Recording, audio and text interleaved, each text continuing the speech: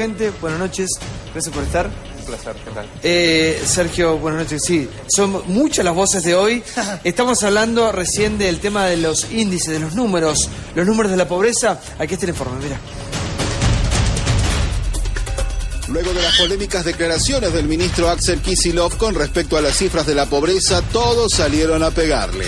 ¿Cuántos son los pobres de los índices que usted tiene? Yo no tengo el número de pobres, me parece que es una medida bastante estigmatizante. Yo no tengo el número de pobres. Creo que para actuar fino necesitan los datos finales. Que yo igual creo que los tienen, Lo que pasa es que no los quieren hacer públicos.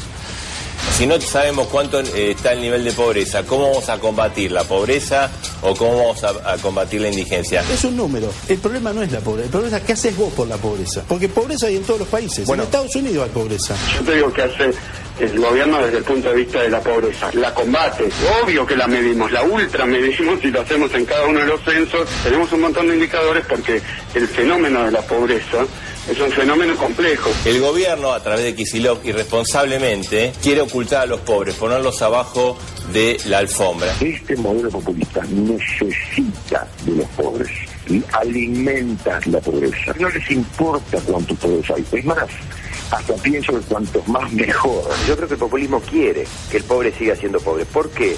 Porque lo quiere dominar por el voto. Es una burla el ministro de Economía a todos. Es reconocer un fenómeno y actuar. Más allá de que te falte un indicador que se está trabajando. Me encanta porque no quieren dar números. ¿Está bien? Definir si un número más me define cuál es la cantidad de pobres no es la tarea del gobierno, la cantidad.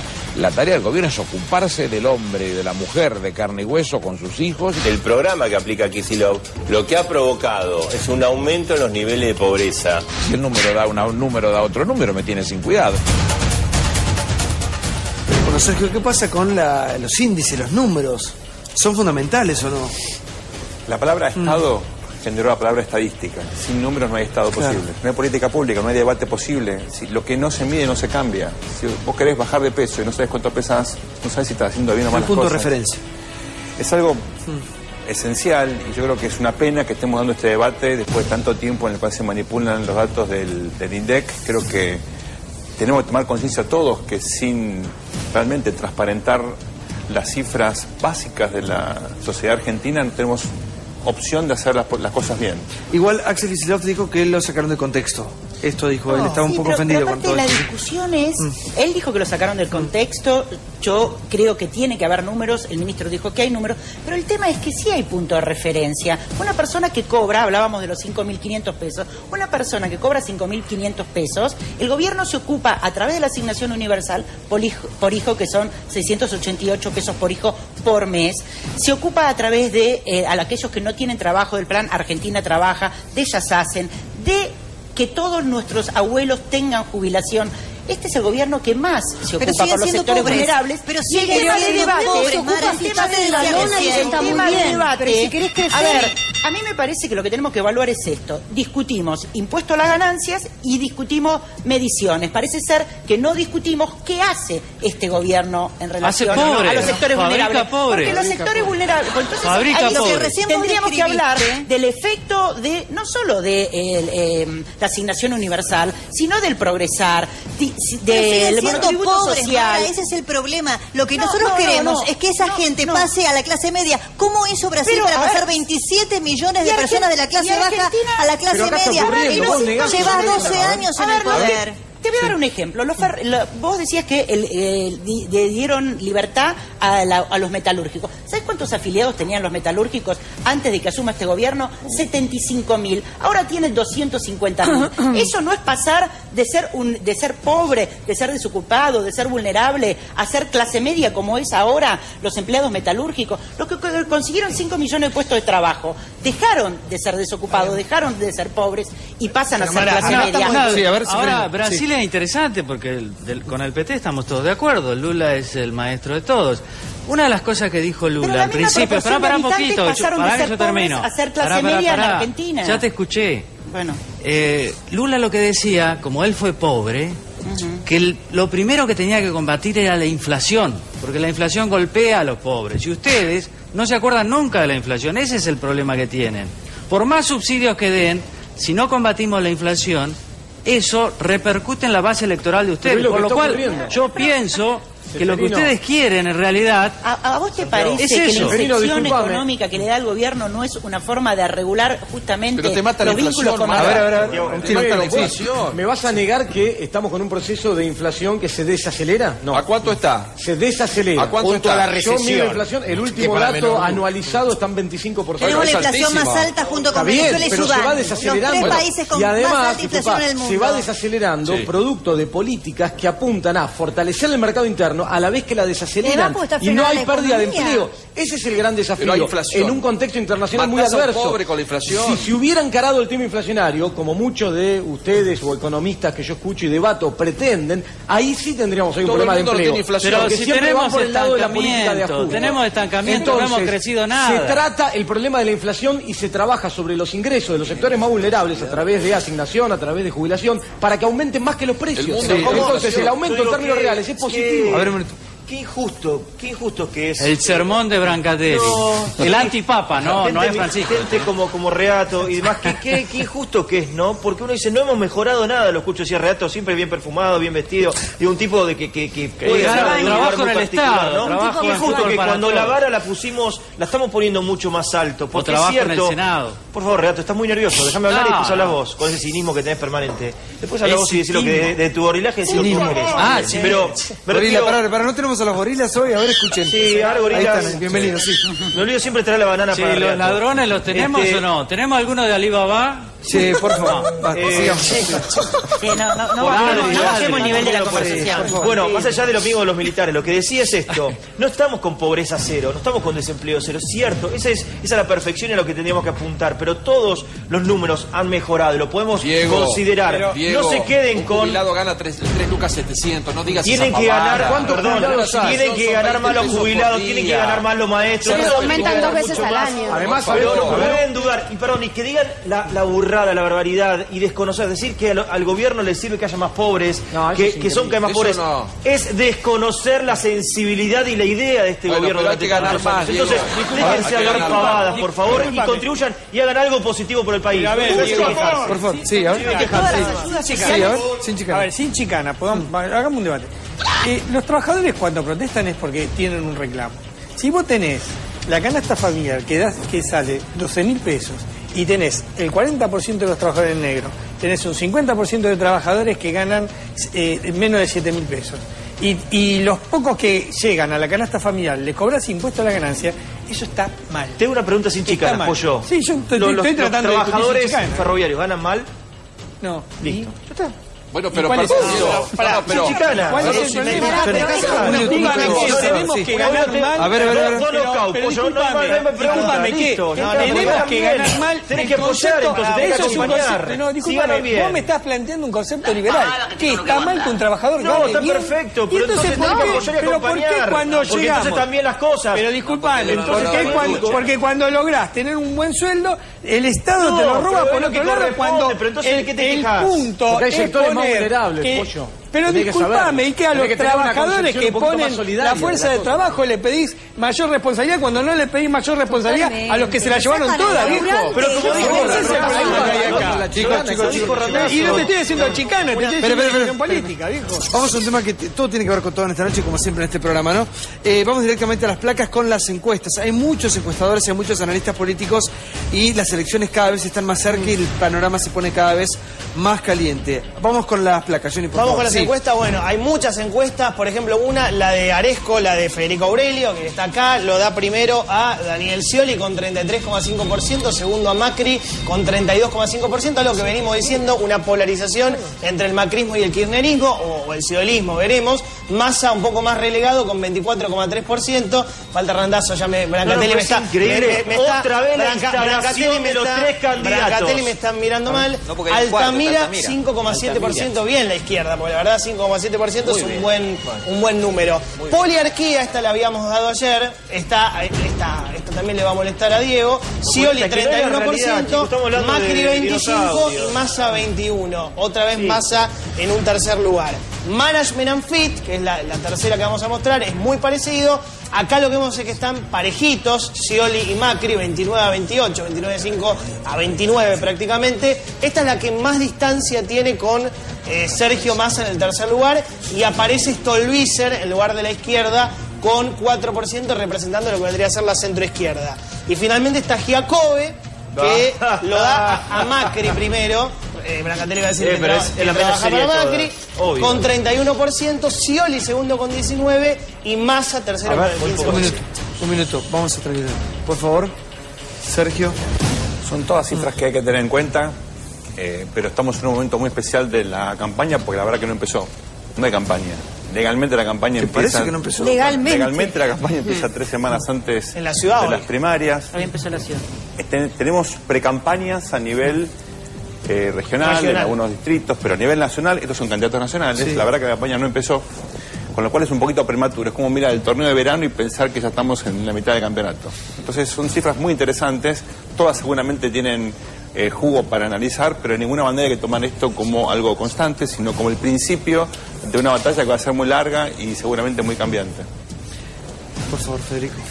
Sí, muchas veces veo que se debate en la dirigencia, en los medios, si un candidato tiene 2 puntos más, 2 puntos menos, y lo que importa es analizar qué representan los números. Cualquiera de las encuestas que hemos visto, por más diferencia que tengan, dicen muchas cosas coincidentes.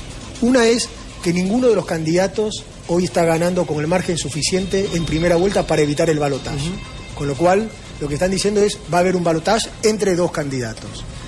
De acuerdo a nuestras mediciones y de acuerdo a la mayoría de las mediciones, uno de esos 2 candidatos es el representante del oficialismo, que va a ser el candidato ganador de la primaria del Frente para la Victoria, que de acuerdo a nuestras mediciones es Daniel Scioli. ¿Cuánto es? ¿Cuánto a cuánto? Nosotros tenemos una relación de primaria de 19% Scioli contra 9% de Randazzo. Esa es la interna. No hay la tanta primaria. distancia. Eso es la primaria. La primaria del Frente. En el total de la población. Eso es una relación de una primaria. Esto que queda todo grabado, ¿no? ¿Producción? ¿Está todo grabado esto? Sí. Igual no importa. Diego, no hagas una fiscalía. Hay gente que trabaja en esto. ¿En qué no crees? A ver, ¿en qué no crees? Chicos, yo, a ver, importa que quede grabado. Una consultora, Brancatelli. Estoy todo el día en la calle, lo que hablo con la gente nueva que dice las encuestas. Poné Brancatelli, sociedad anónima y listo. Hacete una consultora. Pero yo no sé cómo la hacen, realmente. Esa boca de urno, la del sí. Yo me ofrezco un día a trabajar con ellos. Voy a salir yo a hacer mi encuesta, voy a salir con la carpetita. Pará. de Loma. ¿No tenés micrófono para ir a la calle? Vamos a la calle. ¿No tenés un micrófono para ir a la calle? Anda a la calle a ver qué te dice la gente. Alguien va a pasar. Scioli Randazzo, hagamos con 10 o 15 personas. Vos decís que la gente en la calle te dice toda que vota Scioli Randazzo gana Randazzo lejos. No entiendo cómo ninguno lo Pero que vaya con guardaespaldas. Federico, la casa rosada la hizo. En el conurbano está mejor. El Randazzo está mejor en el conurbano. El año que viene nuestra consultora va a cumplir 40 años, así que hemos pasado varios de estos exámenes de Brancatelli, por suerte con éxito. Pero siguiendo el razonamiento, hay un candidato del balotaje que va a ser el candidato del oficialismo, que en nuestro caso tenemos ganadora a Daniel Scioli, y un candidato que va a ser el candidato de la oposición mejor posicionado. Desde las elecciones legislativas del 2013 hasta mediados del 2014, ese candidato mejor posicionado de la oposición era Sergio Massa, y desde mediados del 2014 a hoy, el candidato mejor posicionado es Mauricio Macri. En el cual... ¿Por qué bajó Massa?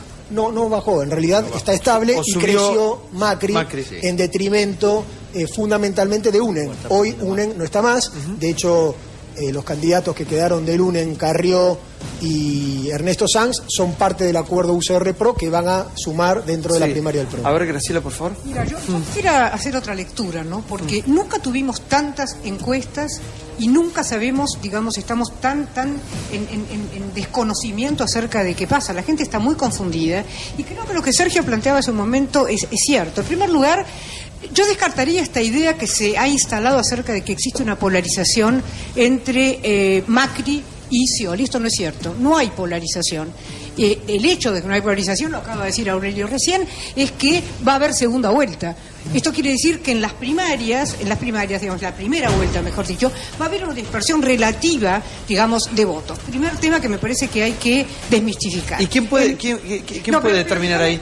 Ahí voy, pero déjame decirte por qué creo que pasa esto, porque cada vez es enormemente peligroso, porque un instrumento serio como son las encuestas están siendo devaluadas y descalificadas, se están convirtiendo en un divertimento, ¿sí? Entonces, donde de alguna manera hay sospechas acerca de cuál está trabajando para quién forma parte, digamos, de una estrategia política. Me parece que tenemos que ser extremadamente cuidadosos, pues las encuestas son enormemente importantes, digamos, para informar a la población y para que los propios candidatos tomen esos datos como parte de la elaboración de sus estrategias. Insisto, todavía hay una población muy fluctuante, porque no están definidas ni siquiera las fórmulas para las primarias. Entonces hay esta oscilación. ¿Por qué hay tanta oscilación entre las diferentes encuestadoras? Porque trabajan y porque les pagan, no necesariamente. Coincido plenamente y creo que hay que tener en cuenta acá, mirando los datos más interesantes de todo este proceso, los 4 candidatos más importantes, para que no se enoje, son bastante parecidos entre sí. Son candidatos que explican que la sociedad está buscando una transformación muy importante en los qué y en los cómo. Esto es un dato muy interesante porque en general uno ve en las elecciones en Argentina, en el pasado y en el mundo, que los candidatos buscan diferenciarse y aquí es todo lo contrario. Sí. La sociedad está buscando un cambio y los 4 candidatos, yo diría, con Margarita Stolbizer y demás, hasta con Altamira, implican una transformación respecto de lo que hemos visto en los últimos años. No es que esté todo mal o que esté hecho, simplemente que la sociedad está buscando alguien que... Pero paralelamente, ¿cómo está la imagen de Cristina? Son candidatos parecidos. Absolutamente, yo comparto. Son candidatos en ¿Cuáles serían los puntos en común? Son candidatos en contra de la estatización de YPF. Scioli en Macri no me da mucha... En contra de la recuperación de la Scioli estuvo a favor. Los 3 buscan... Por favor, ¿cómo vas a comparar a Scioli con Macri? Los 3 buscan un equilibrio distinto entre Estado y mercado. Ninguno de los 4 candidatos, perdón, no 3... tienen una vocación tan estatista como la que tiene este gobierno. No es un dato menor. Nadie niega la importancia del Estado, pero los principales candidatos conciben que la economía tiene que estar protagonizada por el sector privado. Esto es muy importante, es un cambio fundamental en el discurso y en la concepción respecto a lo que vimos en este gobierno. Segunda cuestión importante... Sí, porque quiero llegar a la imagen de Cristina. Pero esperame un segundo. Los 4 candidatos son hombres de diálogo, no buscan la confrontación. Uno ve la trayectoria que han tenido, en algunos casos de mucho tiempo, en otros no tanto. Cuando hay que confrontarse, esto Scioli lo dijo claramente. Cuando hay que confrontarse, confronta. Mirá lo que Scioli, Scioli no es una persona que confronta. Son etapas diferentes. A ver, un minuto. Porque la ve a Cristina, ya un minuto, Mara. La ve a Cristina, la ve a Cristina y dijo ayer una encuestadora que en estos últimos días, estas últimas semanas, había subido su imagen positiva. ¿A qué se debe esto? Bueno, había bajado mucho en el contexto de todo el lío de Nisman y obviamente esto está perdiendo nitidez o importancia relativa por ahora en la sociedad y a partir del discurso del 1 de mayo de apertura de sesiones ordinarias, la cosa empezó a normalizar un poco. Siempre esto es algo variable y hay momentos en los cuales hay más intensidad en la figura de Cristina, mayor desgaste, ahora está volviendo luego de una caída. Sobre Cristina, sin lugar a dudas va a ser una electora muy importante, no sé si la gran electora, pero hacia adentro del kirchnerismo, lo dijo recién Mara, estamos todos esperando lo que diga la presidenta. Creo que la opción 1 es Randazzo, la opción 2 es Scioli, la opción 3 es un candidato puro que se está alejando, eso, pero es la idea de Kicillof u otro. La otra que se rumorea mucho es jugar para Macri, pensar en volver en 2019. La verdad quiero dar una información más que una opinión. Cristina Kirchner le mandó a decir a 4 gobernadores, y esto me consta porque hablé con algunos de ellos, los siguientes: no voy a jugar a perder, no voy a apoyar a ningún candidato presidencial en particular, al menos hasta el final, porque eso sería, lo hemos discutido con Campolongo y con Renato hasta morir, sería perder poder automáticamente, líder que señala heredero, líder que pierde poder. Y les dijo, no desdoblen las elecciones provinciales. Eso es malo. Se lo dijo a Beder Herrera, el gobernador de La Rioja, a Gildo Infran, el gobernador de Formosa, a Fellner, el de Jujuy, y a Gioja, el de San Juan. No desdoblen. Históricamente, lo reciente, la presidenta eligió a sus candidatos. en lo más reciente y yendo más para atrás también, la presidenta eligió a sus candidatos a dedo o por consenso grupal en los últimos 10 minutos antes de tener que hacer un anuncio. No me sorprendería que también ahora le dé la derecha a nadie o que espere a último instante para decir yo apoyo a esta persona. Hablábamos de, Aníbal Fernández dio una entrevista a las 9 de la mañana con un cargo y a las 11 tenía otro. El vicepresidente de la Nación se enteró en la Quinta de Olivos 10 minutos antes del anuncio, que era su compañero de fórmula. Capitanich, cuando asumió como jefe de gabinete, pero ahora elegís lo máximo. Si elegís lo máximo. Y algo que es verdad, sea Cristina, sea en el futuro Scioli o quien sea. Cuando vos elegís o cuando empiece la contienda, el poder, la lapicera, la caja, pasa por otros. Entonces, como dice, y alguna vez lo dijo algún expresidente, en el momento en que elegí, ya ni me servían un café. Es la realidad, porque el poder se lleva para otro lado. Un minuto, porque veníamos hablando recién de cómo incidía en la imagen de la presidenta y sale el caso Nisman, un caso súper relevante. Y hoy finalmente habló Lago Marcino, habló en Radio Metro, ¿no? Con Barsky, mirá vos. Habló Lago Marcino sobre Nisman, dice, con esto me llevo puesto a Cristina. Eso es lo que dijo Nisman. Tremendo, es lo que le habría dicho Nisman a él, ¿no? Dio algunas cuestiones más con respecto a cómo era su vínculo, su relación, pero tremenda esta declaración que supuestamente le habría confesado el fiscal. Mirá. Según Diego Lago Marcino, Nisman se quería llevar puesta a CFK con su denuncia. ¿Qué vínculo tenías vos con la denuncia de Nisman? Mira, estaba al tanto porque hace 8 o 9 meses más o menos, me acuerdo que íbamos de camino a la habitación donde tenía la computadora, abre un placar y saca un expediente y me dijo, con esto me llevo puesta a Cristina.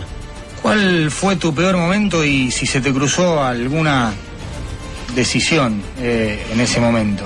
Sí, al principio estuve muy mal. De la conferencia que hicimos con Maxi, se me vino para abajo todo.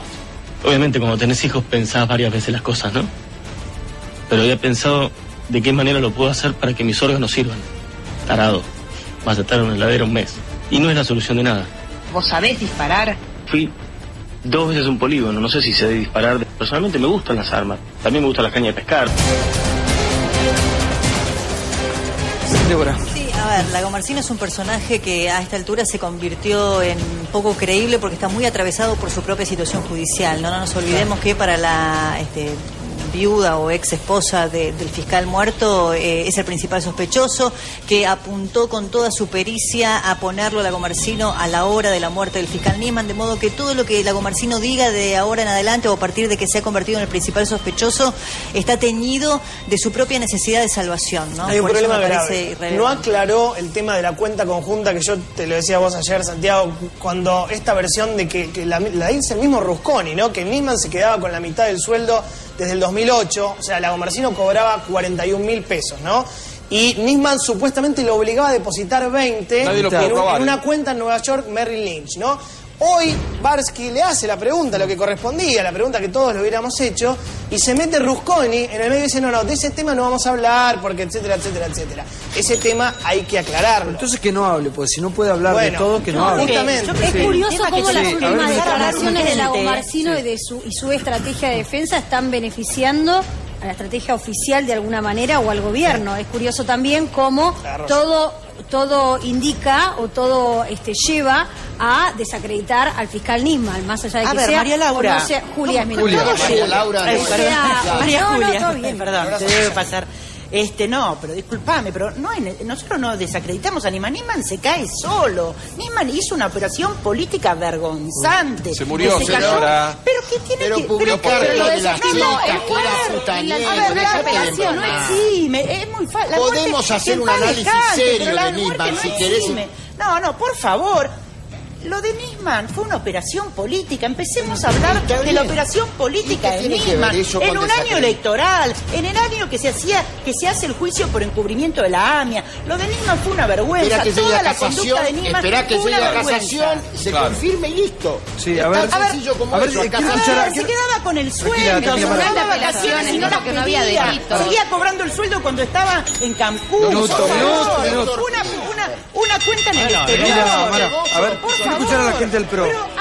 Un minuto, Mara, por favor, somos muchos, sí. Mucho este tema porque pero quiero escuchar todas las... En el exterior tienen todo. En todo caso.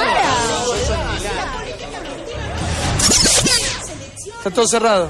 No sale al aire, señora. No sale al aire. Quiero escuchar a la gente del PRO. La acusación fue grave. Hoy Beja en Brasil nuevamente profundizó esa línea de investigación que claramente ninguno sabemos si es cierta o no es cierta.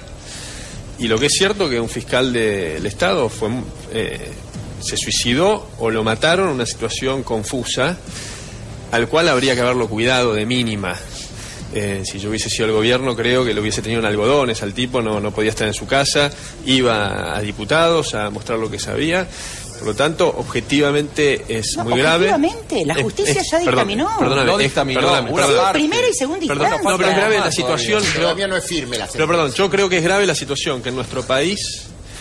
Yo estuve en un evento afuera, el Foro Mundial de la Bicicleta, mirá. No, yo no en Medellín. Uno tiene que explicar el pero ¿sabés de qué? Laura Alonso con la falsa denuncia de Nisman. Un minuto, déjame. Pero lo impactante era cómo estuve con secretaria de Transporte de New York y todos, este tema lo conocían todos, totalmente distorsionada la información. Creo que eso es muy malo para nuestro país. Más allá de las diferencias políticas que podemos tener, más allá de los conocimientos que vamos a tener o no del tema, creo que es muy malo para el país que un fiscal que acusó a la presidenta, fundado o infundado, termine muerto. Y no sepamos qué pasó. Y que después, y me parece realmente que a mí me parece una falta de respeto, principalmente a las hijas, estas cuestiones de empapelar la ciudad con imágenes de Nisman. La verdad que realmente me parece eso muy degradante que tenemos como sociedad en este momento. Totalmente. Ahora, ¿cómo impacta esto en un año electoral? ¿Cómo incide, Graciela? Las encuestas en general muestran que la incidencia ha sido baja, ¿no? Pero a mí me preocupa otro tema, porque en honor a la verdad, lo que ha sucedido desde la muerte de Nisman hasta acá es que se ha corrido el objetivo absoluto que tenía la investigación. Acá el tema no es investigar la vida privada de un fiscal, que puede haber sido mujeriego, la verdad no importa mucho. Lo que importa es básicamente si aquello que denuncia es verdadero o falso. Y me parece que lo que ha habido es un corrimiento que no le hace bien ni a la justicia, no le hace bien a la democracia, no le hace bien a la república, y no le hace bien fundamentalmente esto que planteaba Sergio hace un momento. Yo te pido por favor que antes de enojarte conmigo me escuches. Me parece que acá tenemos un tema serio, que va más allá. Igual a quién le dijo eso, Amara. Perdón, sí, claro, porque déjame no hablo de la vida privada de mis amigos. Por favor, no importa con quién se acostaba. A mí me importa que le sacaba la mitad del sueldo a su empleado. Que tenía una cuenta de apelación que no lo había declarado.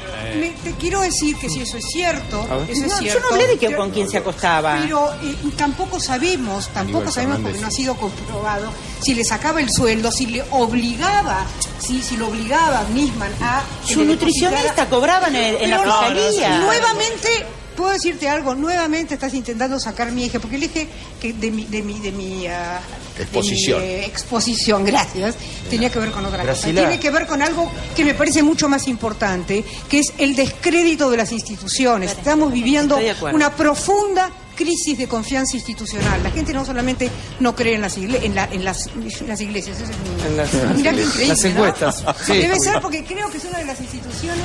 A ver, será un problema con el micrófono, sí, con Graciela, sí. ¿Marchó el 18F usted? El 18F, no, ¿Por qué? No. ¿Por qué la pregunta? ¿Qué estás haciendo una encuesta? Eso ¿a qué? No, pero mira que Santiago. El micrófono, vamos a comer el micrófono. Vos descalificarías, que es muy interesante, vos descalificarías ahora lo que yo digo. También, aparte encuestadora. No, tengo más de 30 años de psicoanálisis encima, efectivamente. Me analiza lo que yo pienso que voy a decir. Bueno, a eso me dedico, entre otras cosas, a leer los discursos. Con una pregunta ya analizo. Ya me peleé contigo la vez anterior y la verdad que no me parece. Yo también puedo analizar para venir a pelearse con Brancatelli. No, pero quiero cerrar esta idea. Igual lo puedo poner en su currículum. No le importa lo que era Nisman, le importa que después era la presidenta. La pregunta es esta. No es que no importa, sí importa. Lo que pasa es que tenés que priorizar. A mí sí me interesa saber quién era Nisman. Pero por supuesto, pero priorizando. Lo que vamos a investigar a quiénes son todos los funcionarios de gobierno, todos los gobernadores, todos los diputados. Empecemos a ver la vida personal de cada uno, si tiene cuentas afuera, con quién se acuestan, en qué gastan los fondos públicos, a quién le pagan los viajes con la guita del Estado. Hagamos la vida. Me enoja mucho este tema, porque me enoja, pero en serio lo digo, me enoja porque esto le hace mucho daño a la democracia. Yo le quiero ganar al PRO. con políticas, demostrando que mi gobierno es mejor, que no a través de operaciones políticas como fue lo de Nisman. Lo de Nisman fue una operación. ¿De qué partido? Claro, a ver. Servino de Cubría desestimó abrir la feria porque no había pruebas. El juez de primera instancia la desestimó. La Cámara la desestimó y seguimos hablando de la denuncia de Nisman, ¿No es que mejor? cualquier persona no tiene por qué ser abogada. A ver, las alertas rojas, lo dijimos 20 veces. Y las escuchas, todos esos entramados, negociados. Paso habla sobre así. Es re fácil leer. La verdad que yo no soy abogada y es re ¿Pero que era un fácil leer. sketch, eso? No. Pero sí, porque a ver, si una persona le dice a otra, estamos haciendo una operación política para levantar las alertas. Yo digo que vos estás haciendo una operación política, yo digo que vos estás haciendo una operación política para levantar las alertas rojas. Lo digo yo. En cambio vos, por escrito, para levantar el rating, sería decís la mía. que no, claro, vos estás haciendo una operación política para levantar el rating. ¿Sí? Bueno, pero eso sería legítimo. Sí. Entonces, voy a un juez y te denuncio para hacer eso. Todo el juez dice, a ver qué pruebas hay. No, todas las pruebas son en contrario, que vos no hiciste nada. En este caso, para levantar el rating, para levantar las alertas rojas. Entonces, lo que me escucharon a mí decir pierde sentido porque vos hiciste todo lo contrario. Como dice Rafecas, antes del memorándum, durante el memorándum y después del memorándum, el gobierno pidió que no se levanten las alertas rojas, cosa que igual no podría haber hecho. A ver, tranquila, sí. Hagamos política, no hagamos operaciones. Disculpame, este gobierno no puede hablar de operaciones políticas después de lo que le hizo a Enrique Olivera, a Francisco Narváez y a Sergio Massa con este... Estaba pensando en Olivera. ¿Vos te enojaste por el tema de Olivera? No puede hablar de operaciones políticas después de haber Nadie tiene que hacer operaciones políticas. Nadie tiene que hacer operaciones políticas. Estamos hablando de un fiscal que denuncia a la presidenta. Que ahora está acusando, los utilizó sistemáticamente para beneficio del presidente y de la presidenta, de Kirchner y de Cristina. Así que por favor no hablemos de eso, hablemos de cómo transparentamos los servicios de inteligencia, cómo fortalecemos la institución democrática, pero de ninguna manera hay autoridad moral en esta administración para hablar de operaciones. A ver, Pollo. Es una barbaridad. Por favor. Hablemos de las llamadas. Habla el Pollo ahora. Lo único que hicieron fue cambiarle el nombre a los servicios de inteligencia, porque son los mismos que trabajaban en la CIDE, son los mismos que están ahora en el nuevo organismo, nada más que dirigido por ustedes. de los campos. Nada más que dirigido por ustedes. ¿Pero en qué cambió? ¿Están dispuestos a abrir los archivos para saber lo que se pasó? No, porque ustedes los archivos lo usaron, ustedes a los servicios lo usaron cuando les convino. Y cuando se les fueron en contra, ahora gritan. Es lo mismo que con la justicia. Cuando la justicia encubre todas las denuncias que hay contra la presidenta, ustedes aplauden.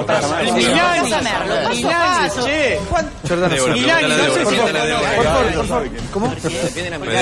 El gobierno de los derechos humanos hasta el día de hoy defiende a un represor de inteligencia como Milani, que se ha dedicado, ahora va a dirigir la central de inteligencia acá. Entonces el desmantelamiento del aparato represivo, el desmantelamiento de los servicios de inteligencia, que se vaya Milani y que se desprocesen a los luchadores populares era una consigna muy importante.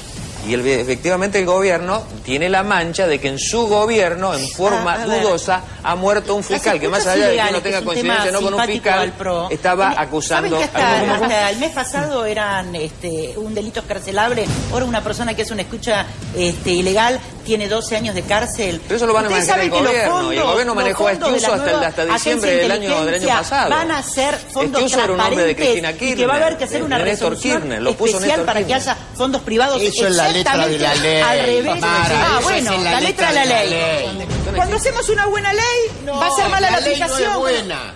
Porque esa ley se debió consensuar con todos los partidos políticos. Esto es lo que daba fortaleza frente a lo que había ocurrido. Estoy de acuerdo con y ustedes quisieron ir solos. Pero nosotros tenemos una oposición que nos dice, por ejemplo, los radicales, que ni que nombremos a Gil Lavedra en la Corte Suprema van a estar de acuerdo. No nos apoyan en nada. No nos apoyan en el Código Civil, que es maravilloso. Tomate un traguito de agua, mirá. Estoy apasionada, no estoy Vos mirás a ella como si fuera de otro planeta. El PRO y... Sí. ¿Ellos son qué? Nosotros somos peronistas y ellos son liberales. Esa es la diferencia. ¿Ustedes son liberales? ¿Cómo son los liberales? Eso ya prescribió. Yo creo que eso ya prescribió. Ahora no estuvo en el Es una característica de personalidad. Está hablando de... Sí, a ver. Yo creo que para transformar la realidad hay que ser como nosotros, con fuerza, con a ver, Mara, por favor. Nos quedó claro en los 90. En los 90 nos quedó re claro. Yo creo que va a estar muchos como Mara, no la conozco mucho a Mara, sí le Hoy dije, la conociste, sí, no, pero la vi, la verdad, yo, una cosa, Santiago, para mí el mejor programa que cuando fue lo de Nisman esos días siguientes trató el tema fue el tuyo. Un aplauso. Porque era el único, por Santiago. porque era el único que había voces disidentes y entre otras cosas le reconocí a Mara que se la bancó, que vino esa noche acá, que encima ni Branca vino esa noche. Y así que sos un fan de Mara al final. Y realmente tuvo mucha valentía y al estar en la función pública que digamos, no es lo mismo cuando estás, digamos, como encuestador, por ejemplo, que venís y contás que cuando estás acá y te empiezan a decir no, que la bicicleta, que esto, que yo, que lo otro, es más difícil. Y fueron parte de mis aprendizajes que todavía no termino de aprender de esta pequeña corta vida mía de 5 años y pico de política. Pero sí lo que veo en eso es que se estigmatiza. Cuando yo llegué a la política, Filmus, creo que Diego Gravitz también, que estuvo acá hace un rato, va a estar ahora de vuelta. Y otro más, dijeron: Macri puso a Dietrich porque va a privatizar las calles porque es el mayor vendedor de autos de Argentina. Claro, sin ninguno conocerme, a mí por un lado me angustié y por otro lado me causaba gracia que tipos así con tanta trayectoria política agarren y empiecen a hablar de mí. ¿Pero vos sos el mismo que vende los autos? Sí. No, pasó un chivo de paso. ¿Quién es tu viejo? Claro, yo trabajaba, manejaba la empresa anterior. Imagínate, vende el auto y hace... exactamente. Sos la oveja negra de la... Pero tu familia es la oveja negra, porque en vez de promocionar los autos son anti-autos, todo para bicicleta. O vende bicicleta ahora Dietrich. Yo soy fanática. ¿Sabés por qué no vende bicicletas? ¿Sabés por qué no vende bicicletas? ¿Para qué quiero cerrar con Sergio? Porque esto es un poco la Argentina de hoy.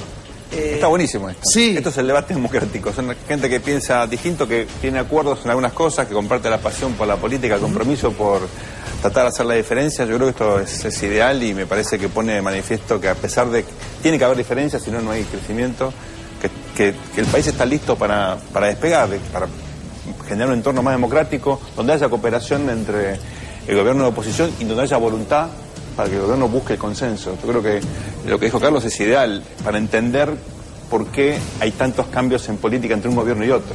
Si no hay consenso, el gobierno que llega cambia las cosas porque no fue partícipe de la decisión. Y no hay ningún apuro en discutir una ley. Al contrario, la ley tiene que ser buena porque tiene que lograr enhebrar acuerdos en un conjunto amplio de la sociedad. Yo le quiero... La bicicleta hace eso, curiosamente. Pará porque les quiero contar algo, un minuto. Les quiero contar algo. En minutos se va a vivir acá en este estudio el primer debate de candidatos a legisladores porteños.